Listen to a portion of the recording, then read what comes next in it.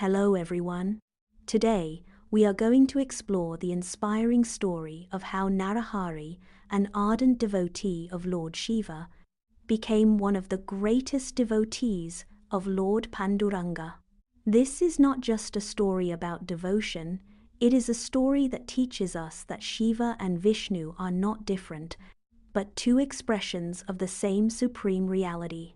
Narahari was born and raised in Panduranga. He was a highly respected goldsmith, known for his honesty, precision, and exceptional craftsmanship. More importantly, he was an intense devotee of Lord Mallikarjuna, Shiva. His devotion, however, had an unfortunate side. He loved Shiva so deeply that he developed hatred toward Lord Panduranga. If anyone praised Panduranga in front of him, Narahari would become angry. He refused even to hear the Lord's name. Seeing this misunderstanding, Lord Panduranga decided it was time to remove the ignorance hidden within Narahari's heart. Around that time, a wealthy merchant and his wife came to the temple of Lord Panduranga. Although they possessed great wealth, they had no children. Standing before the Lord, they prayed with tears in their eyes, "Lord, bless us with a son. If you grant us this blessing, we shall offer you a beautiful golden waist ornament studded with the finest Navaratna gems." The compassionate Lord accepted their prayer. Soon, the couple was blessed with a baby boy. Filled with gratitude, the merchant decided to fulfill his vow by commissioning the finest goldsmith in the town. Everyone pointed to only one person, Narahari. The merchant approached Narahari and requested him to create the sacred golden ornament. Narahari happily accepted the work. But when the merchant revealed that the ornament was meant for Lord Panduranga as an offering of gratitude, Narahari became furious. "I will never make anything for Panduranga," he declared. The merchant gently reminded him, "This is your profession. You have already promised me." After thinking for a while, Narahari agreed, but with one condition. "I will not go anywhere near that temple. Bring me the exact waist measurement of Panduranga using a measuring thread. Based on that, I will make the ornament." The merchant agreed. Using the measurements, Narahari crafted an exquisite golden waist ornament decorated with precious Navaratna gems. The merchant joyfully carried it to the temple. But when the ornament was placed around Panduranga's waist, it was too small. He returned to Narahari. Narahari adjusted it. The merchant went back. Now it was too large. Again he returned. Again Narahari modified it. This happened several times. Each visit created a new problem. The townspeople watched in amazement. Finally, they suggested, "Why don't you come to the temple yourself? We will blindfold you so you won't even have to look at Panduranga. Simply measure his waist with your own hands." Narahari agreed. His eyes were covered and he was led into the temple. Many people gathered. Some laughed, some were confused. Others wondered how someone living in Panduranga had never even looked upon Lord Panduranga. Ignoring everyone's comments, Narahari focused only on his work. He stretched out his hands to measure the Lord. But the moment he touched the deity, something unbelievable happened. Instead of silk garments, he felt a tiger skin. Instead of 2 hands, he felt 4 divine arms. He sensed sacred Rudraksha beads.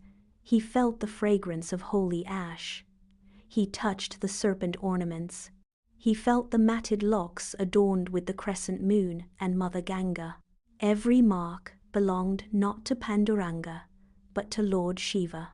Overwhelmed, Narahari thought, "My beloved Lord Shiva is standing before me." Unable to understand, he removed the blindfold. There stood Lord Panduranga, smiling with his hands on his waist, standing upon the sacred brick. Narahari was stunned. He closed his eyes once again. He touched the Lord. Again he experienced only Lord Shiva. Every touch revealed Shiva's divine presence. His heart melted. Tears streamed endlessly from his eyes. Those tears washed away years of ignorance and separation.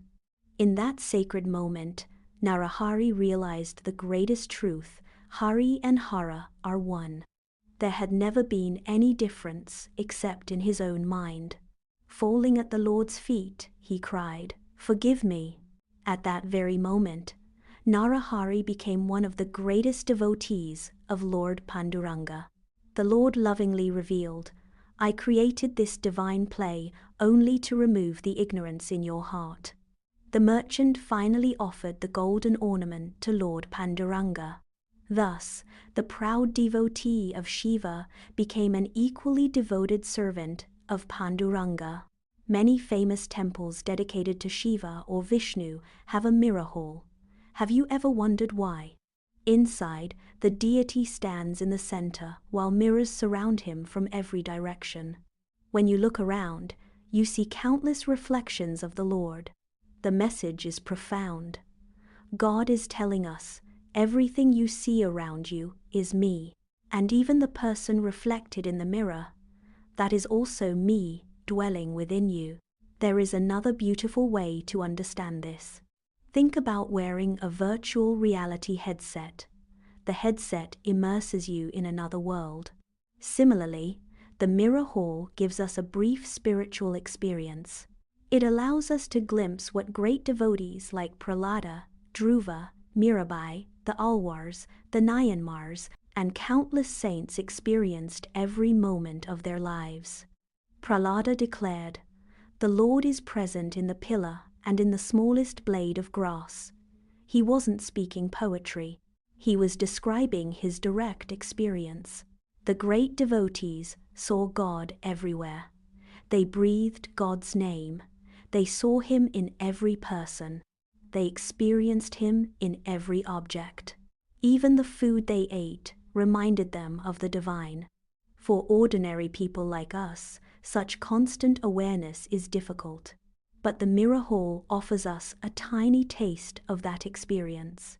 Just as a single drop of honey makes us long for more, a few moments in the mirror hall awaken the desire to experience God everywhere. The next time you visit one, don't simply admire the mirrors. Stand quietly, look around. Imagine wearing a spiritual VR headset.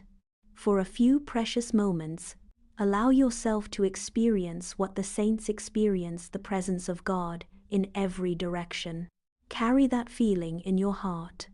Then, let your devotion gradually transform your life until one day you no longer need the mirrors, because you will see God everywhere. Thank you.